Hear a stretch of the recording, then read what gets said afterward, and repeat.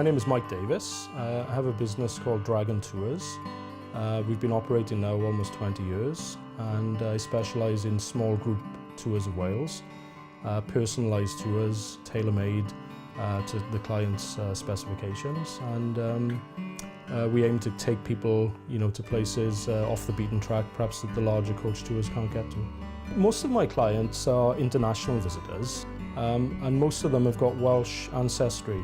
And so a lot of the people that I take around are coming to Wales because they know that their ancestors came from here. I've been involved in some very special moments, taking people to an old family home or farm, and even meeting people that they've discovered, that they were somehow related to. And many times people have been invited in and are quite amazed at the sort of welcome they get. I live in the village of Llangors, in the heart of the Brecon Beacons National Park. It's in the countryside, but it's quite close to the bigger centres of Cardiff and Swansea. We're on the edge of Llangors Lake, the largest natural lake in South Wales. There's lots of outdoor activities here, very pretty little villages, market towns like Brecon and Crickhowell. We also have Hay-on-Wye, the famous book town, which is right on our doorstep as well. They have the annual literary festival there. Brecon has the annual jazz festival. I think people often comment on the variety that Wales has to offer in a very small area.